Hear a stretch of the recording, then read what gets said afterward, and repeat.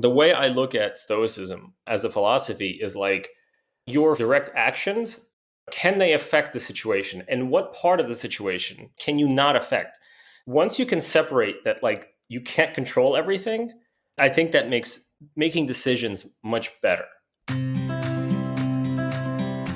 Hi, I am Sophie Vaux, and this is the Rise and Play podcast.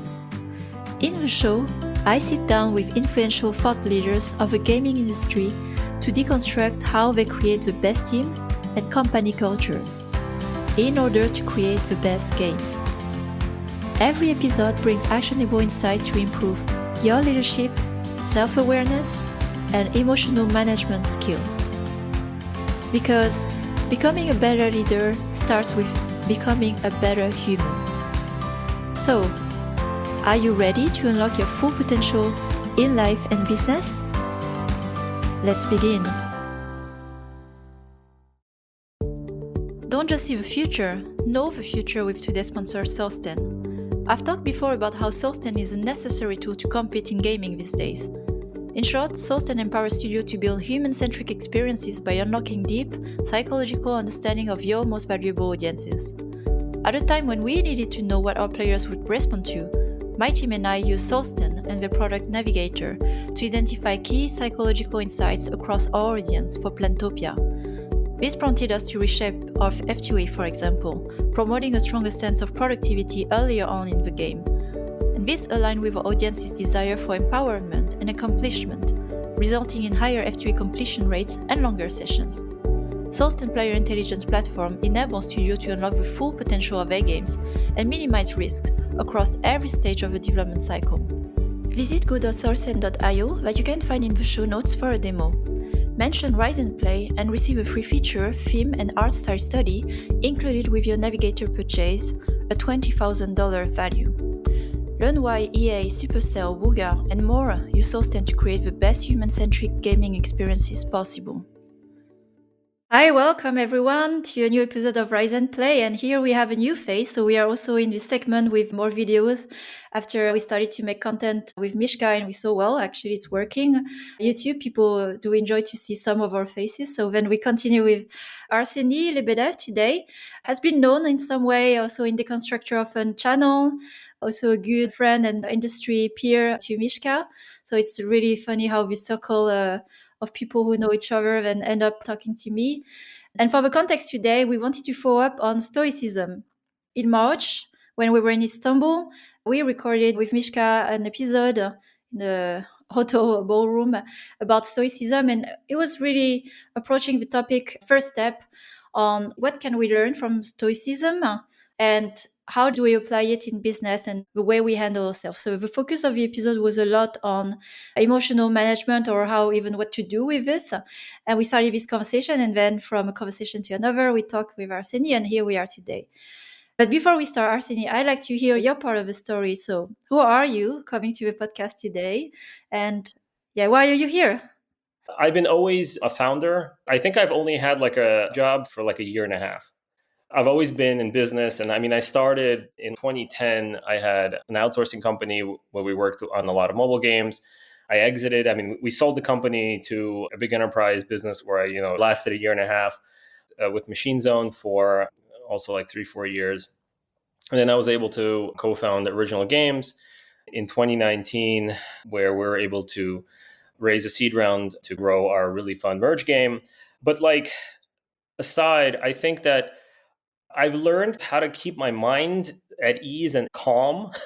And it's because I started looking at different philosophy, and this one kind of helps, like it clicked with me. So I want to kind of talk about it, and we have some examples. Yes. So for the context today, I think also because with the podcast, what we really want to offer here is not just the theory, but that's why we are talking today as also executives in games and how we have applied it in practice. So while the previous episode was more focusing on more the philosophy or the principle behind managing yourself, of course, it's much harder in practice. And going back as well to ancient philosophy and where it comes from, to then go back to how are we applying to decision making. So let's focus today on decision making. And for the context, indeed, it's really hard to do decision making. But I think here, when you are in a position of leading a company or managing a team, a studio, a business, you have many decisions that come to you every day, not only the decision of business, but decision of life. What am I wearing today? At what time do I wake up? What do I eat? When do I eat? I think it was like 10,000 decisions a day. And that's what happens to the brain. So why does it matter is the quality of decision as a leader. You can make the number of them and the quality of them. And therefore, how do you manage to make those decisions? And I'm really curious as well about your own journey as an entrepreneur personally to get interested in philosophy and applying it. And how did you start from where? Ancient philosophy. I think we have to preface this that, I mean, I am not an expert. I wanted answers, and like some things don't have clear answers. In this world, where you get answers to not clear things, well, like religion is a popular response. And I'm not religious. It's very difficult for me to swallow. So I thought, okay, well, what happened before there was like a monotheistic religion that took over? We basically have these major religions now. And it's like, what happened before? What hasn't been tainted by those ideas? I like Buddhism as well, like ancient Buddhism. But like Stoicism is just so, it's so old. It just kind of stuck with me. But so I started looking at this in college. I took a philosophy class. Wow, really young.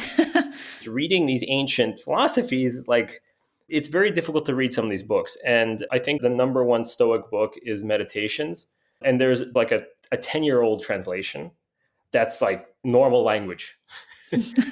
even a dummy like me can read it. And Meditations, I think it's like this emperor, like it's a diary basically. But there's a lot of pointers on like, I made this decision because of this. If I have this power, how can I go through this? The way I look at Stoicism as a philosophy is like, your direct actions, can they affect the situation? And what part of the situation or what part of the environment can you not affect? So no matter what you do, something will happen.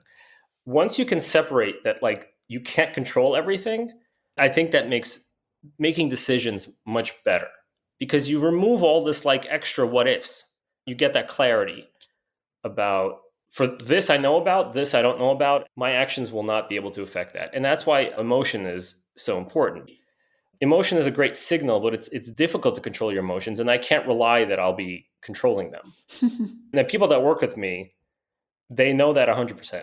But the method to my madness is I don't get lost in the stress of these messy problems that need specific step-by-step answers. And I think general Stoic approach is, you don't know what's going to happen tomorrow, but there's some things that you have clarity on that you do know. I like to approach this conversation as well, more like exactly what is the lens you use to look at it. And then we can go also more in concrete. It's interesting, the point about religion has been in history for civilization, countries, nations, a way to, guiding principles or to make decisions or live life, how to live life. And it's interesting going back to this where you try to find your own compass of decision making. And what have you done from the college years until now to nurturing your way of thinking and approaching things? Because I guess it's not just reading books and sitting there thinking about it. A lot of philosophy is thinking. That's what's good as well. Okay, here's the thinking piece, and then here's what happened in practice. I think if you read Seneca, there's a description of these kind of disciplines. These are traits that are worth observing. Stoicism has 4 disciplines: the discipline of justice, bravery, temperance, and wisdom. What is a just business decision? I mean, to me, that means, is this ethical? Is what we're doing ethical? And then ethical is super subjective. For me, justice is about honesty. Trust is the foundation of any team or any teamwork, right? So if you don't have trust, it's not going to work. So I always think about the honesty of a decision.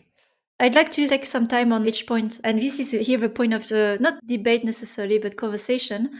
You say honesty to others or honesty to yourself? It means don't be deceptive. So if I'm not telling you something, that doesn't mean I'm dishonest. I'm just not saying something.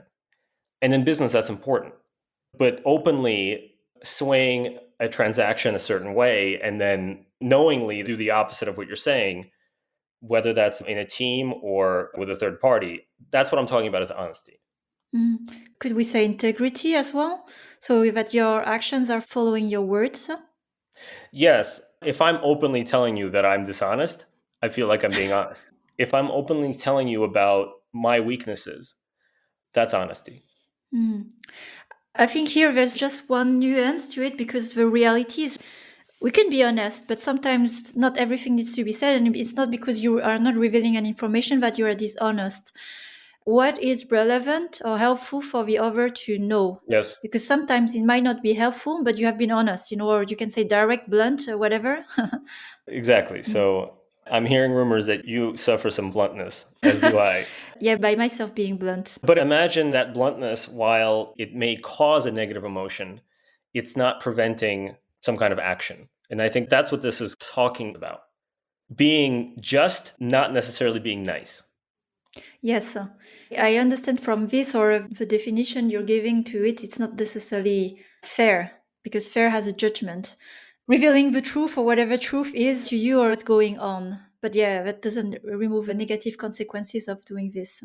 A lot of this is like that gray area that you're trying to Mm, fill. And yes. I'm always comfortable making a just decision. And like you said, it might not be fair, but it's just. The next one is bravery. And I mean, like, again, like the first time you read this, you're like, what the hell is this talking about? It means you're open to conflict. Brave people are okay with conflict. So, conflict is also part of a successful and optimal team. You have to have conflict with each other. You sometimes have to have conflict with your partners. And what this is saying is you have to be open to that. And I mean, it's very difficult to argue with that. One word that resonates with me through bravery, just wanted to hear your thoughts, it's courage. We talk more often about it as well in business, but the courage to say things, because a lot of time we may accommodate, please, do not displease.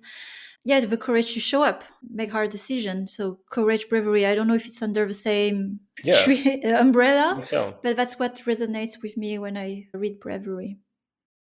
But it's not often that we think about courageous or brave decisions in business. If you would read that in a press release, you would just dismiss that.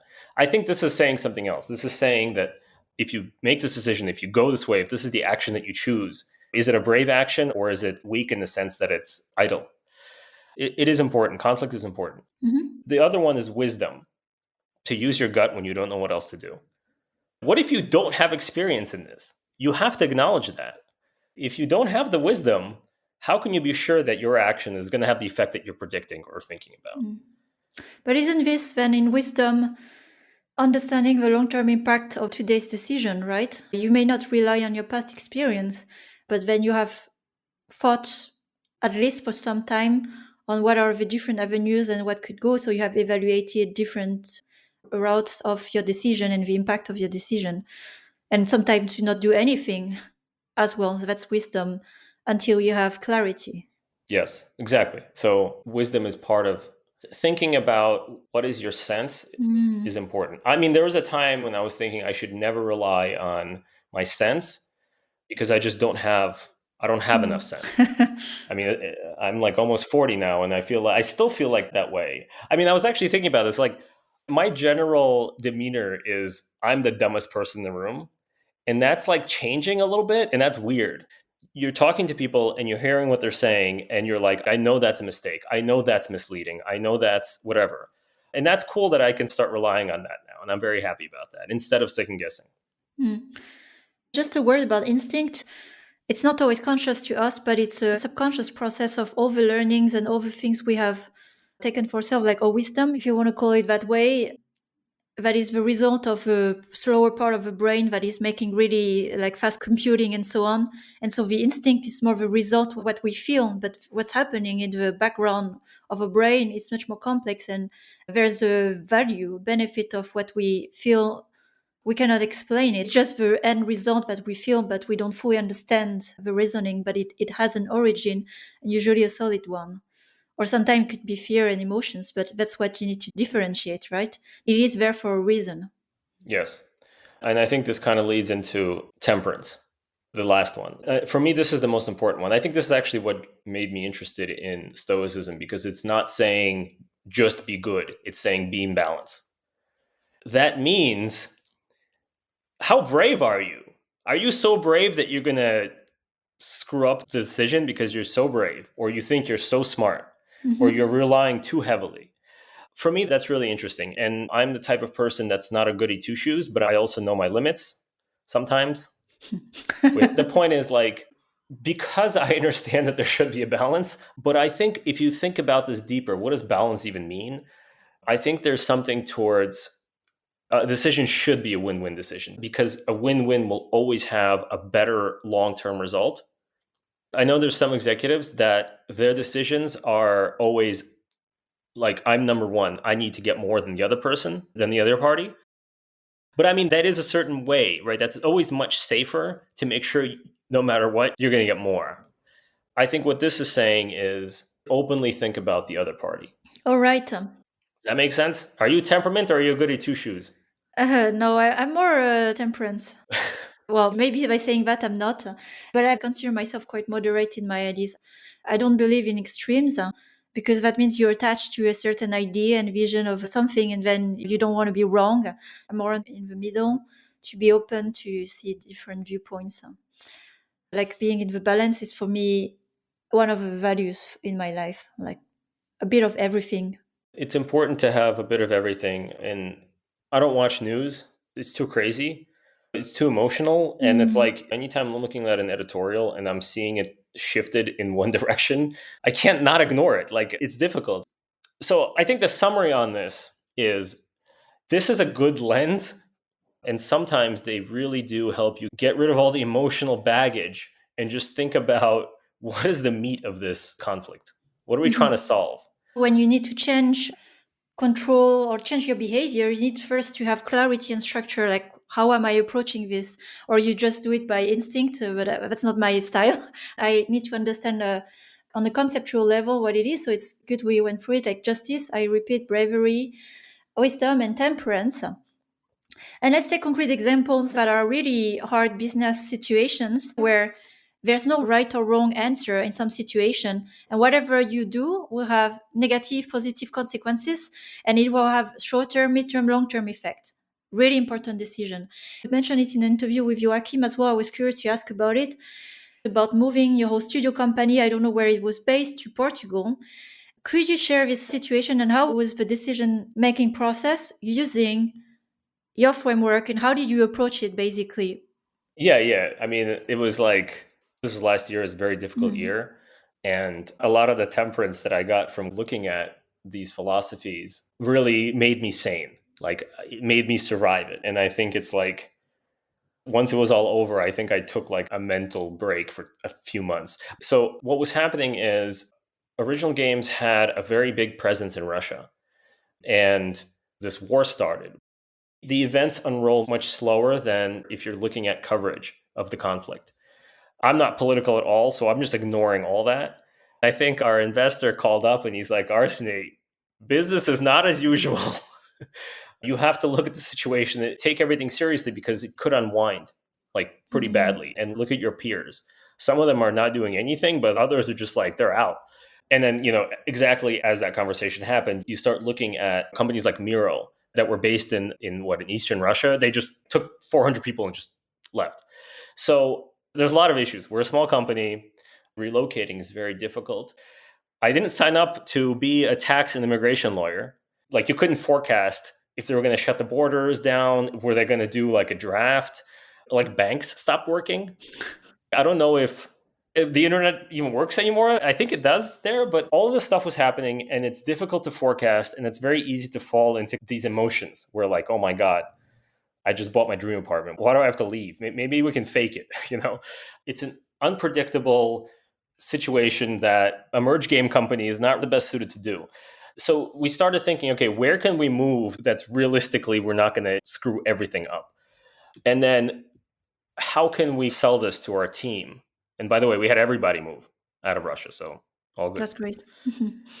So we had a chart: Berlin, Paris, London, Helsinki, Barcelona, Lisbon. We immediately made decisions not to break the balance of it being Europe. Like, we should probably stay in Europe. When you say we, who was we? It's the co founders are making these decisions. But I think ultimately, as the CEO and the most aggressive, crazy person, I wanted a decision quickly, Mhm. and quickly being a few months. Because I like to make a decision and stick to it, even if it's a bad decision. at least have a direction and then we can fix all the dumb pieces. And in a situation like this, I know that we would make a lot of bad decisions because things would be happening quickly. And that's okay. I think we were ready for that. The issue is that the founders were beating around the bush and I was adding to the stress where it's like no one can make a decision. So I kind of very curtly just said, okay, it has to be Portugal. So it's like outside the commercial reasons, this is where kind of this framework may be helpful. So I don't feel that it's just to require everyone to move to a place that has a poor standard of living or that a place that's very far. I had enough contacts and enough friends that I trusted that did establish kind of commercial entities here. So I kind of leveraged their stories and I used my gut feeling on like, is this real? Like, is this going to happen to us? If what they say is 50% wrong, is it still good? It was things like that. I'd like to comment on some things you've shared here, because why I was curious about the case, it's indeed you had options you could have spent the time to evaluate. So it's good to know as well in the time frame, like it was month, which I thought was reasonable. It could have been hours, right? Yeah. I mean, it's maybe waiting a few days to make that kind of decision, but months it seems reasonable for such a big decision. You had options and you are several decision makers. The cost of indecision, when it impacts people's lives, it's to not postpone too long indecision and accepting along the way that's maybe not the perfect decision, and is there anyway a perfect decision? But the cost of indecision is much higher. And then the cost of fixing those mistakes by taking this decision is manageable. And I guess you've made that evaluation when you chose Portugal. That's a great point. Everything sounds reasonable, but I think it's about how you position the compartments in your head to make those decisions. Because I'm not making this decision because I want to be brave, but I think it's like we have to jump into something. We can't be indecisive. We don't have the time to go through every little thing. So you have to understand, what is the worst thing that can happen, and is that manageable? We had some legal help. I asked them to just give me enough information that I can think through what is the worst that can happen. And emotionally, for you, were you in a place that you could have back to the clarity with temperance to be able to make a decision that you trusted yourself? I was not in any poor mental state at all. And I don't know if that's because I'm an idiot or I'm just used to making these decisions about uprooting a lot of people. So it was about 20 people that I ended up moving, plus their families. How do you feel about that decision you made when you didn't have all the information you have today? The biggest thing that I didn't think about, which is just a problem I have, is like, I usually don't think about other people's emotions. And not everyone or employees or staff are used to a major change like this. But overall, if you look at the other options, this was still the best decision. How do we factor in the emotions of others in decision we make? You say that you usually don't factor it. Well, from my understanding, it's emotions. It's not like you can remove them, right? So you're not trying to punish yourself because you feel things. You cannot control them. I think that's here the principle, the premise we started from. You have your emotions, but what do you do with them? That's the main things, right? So there's your own management and then how you relate to others based on your own philosophy, right? So I don't know if you discard your emotion, but for me, I used to suppress them. It's like, oh no, I cannot make a clear decision, so I should not feel anything. But right now it's letting it be. So it's not ignoring it. Okay, I feel angry. And I read that actually in the Daily Stoic. You are angry of being angry, or you're sad of being sad. So you have the emotion of the emotion. So you can just stop at the level and acknowledging it. And I have the same philosophy when it comes to others and how do I factor emotions of others in decisions that will impact them or displease them. I should not ignore it. It's your right to be upset. It's your right to be unhappy, sad, whatever is the emotion. So I will acknowledge it. But I made my decision. And this is where we come back to like, how do we use empathy in business? Because you can look at it with the lens you want, like on a human level, like that's a value for me commercially. The thing is, if people are accepting more of a change and they feel better faster, then they go back to work in the normal state faster, right? So, and what can happen when it's being brushed off the fact that they're sad, upset, or stressed of moving from a country to another it feels like it's been not acknowledged and that it's taken for granted, and then there can be a resentment, and so it takes some time to get over that. So that's also my kind of business thinking, but at the same time understanding the human level. I understand, but I can explain the reasoning. I'm listening, and we need to move forward, and that can speed up the process. Yeah. I mean, we ended up just covering most of the moving costs. But again, that's a commercial decision. Mm-hmm. I recently looked into getting everybody kind of psychiatry help, and then I saw the bill and I was like, hey, it's very difficult to factor. Like, how important is empathy? I guess that's the question. And it's a messy question. It's not a factor in the decision, but it's something to be aware that the things you will have to manage. Yeah. We had to part ways with the founder, and I'm looking at this written down, and it almost feels like it should be much more emotional than a practical kind of business decision. Mm-hmm. But in the end, it was 100% a business decision. How did that go for that example for you? Was that the right way to approach it looking back, or now that we are trying to incorporate emotions in the whole mix? Initially, there's a conflict working with this guy, and I said, okay, I'm a dickhead. That guy's a dickhead. Let's ignore that. Like, is it correct that I'm doing all this stuff, making all these decisions, and then it's completely unbalanced, all this stuff? And I talked to advisors and the other founders, and it's like, are you also seeing the same thing where there's this like unbalanced piece? And is that okay? Like, and if it's not just, is every conversation just going to turn into, hey, I spent 6 hours on this, and you just gave to give me your opinion? Like, Hmm. all of that boils up and it stacks up. And we even hired like a business coach to try to figure out, is it just Arseny's crazy, or is there actually a problem? And it just boils down, I think, to somebody posted on LinkedIn. It's like, are you a founder pretending to be a founder? And I think that's what it Hmm. was. It's like the skills weren't there. Well, I guess when you have fact, and this is where it goes back to the common language, this is where you not necessarily agree, but have the same level of conversation. And the challenge in this situation when you need to separate with a partner, a business partner, if it gets on an emotional level, it's not anymore objective on things you can observe that has happened, right? And this is really hard to settle an agreement, and not something you want either with a business partner. The actions that led to that discussion weren't mine. I wasn't brave enough. Mm-hmm. Interesting. And it was interesting that it was, once you take that step, everything unravels and everything ends quick and easy. So again, if you take out emotions and you just think about your actions, everything kind of makes sense. Everything makes sense, Yeah. and it's a sound decision, and you have no regret Yeah. about it, and you never think and talk about it again. And it's like everything Yeah. worked out. When you are the main decision maker or something, because when you have to agree, align with someone, like, which is not an advice setup when you are 50-50 on everything, because I don't believe in agreeing all the time. It's good to have a decision maker per area.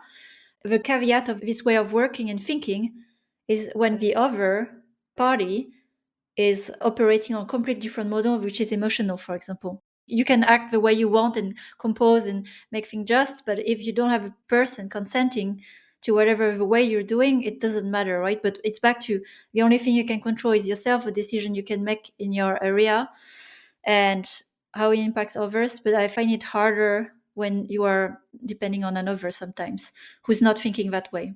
The best thing to do is to work with people that think like you. And in my experience, that's so much better. But it's like you run into this kind of tunnel vision. You're in a box because all the people around you are also in that same box. But again, it's like, if you don't have trust between all these parties, it's not going to work. If there was a playbook on how you should handle moving a whole studio or parting way with your partner, we would all apply the same, but we are humans with our own Yes. complexity, perception of the world, and I think that's what it is at the end of the day. But we can use a framework for ourselves in how we make decisions, and you shared yours today. Few last words from you on how you started it. What can you suggest to read, to do, to talk to for people who want to be more stoic in their decision making? In my days in the Finnish military, when I smoked weed in a field, that's my first Nishka joke. Okay, second joke. In Stanley Kubrick's famous military drama Full Metal Jacket, Animal Mother is a good stoic character. Okay, that's Those are the Mishka jokes I was supposed to say during the hour, but I missed them. But anyway, so I really recommend, if you're a person who likes to think to themselves, or if you'd like to have deeper conversations with others, you may be open to looking at philosophy as a way of how other people have thought about this for thousands of years. I would recommend, if you want to learn more about Stoicism, just look up like philosophy overviews. Like Coursera has like free philosophy classes, but that's going to be like weeks of what is. And if you don't have the time for that, a shortcut of getting to understanding, okay, like existentialism is something I'm interested in. It's an interesting point of view. So the way I got into that was, there's podcasts where a philosophy student or a philosophy professor would just go through like, these are the important people in this, and then you can follow up. So for me, existentialism, Stoicism, and ancient Buddhism was really cool. Like there's a novel called Siddhartha, and it covers Buddhism-ish, but it's a story. And then got me into that. And ancient Buddhism has also some interesting pillars. I think there's 8. And then Stoicism, specifically Meditations by Marcus Aurelius. There's a modern translation that, again, like a normal person can read. It's like 100 pages, quick read. And then there's Seneca. Those texts are much more difficult to read, and you're going to need a good attention span. It's worth digging into if you're interested. Well, thanks for the whole list, Arseny. There are some that I haven't read yet, so... But I appreciate as well, like more executive, like successful like you as well, like building companies, growing the company, moving them from country to another. We see most of the time the surface of whatever is a success in the press.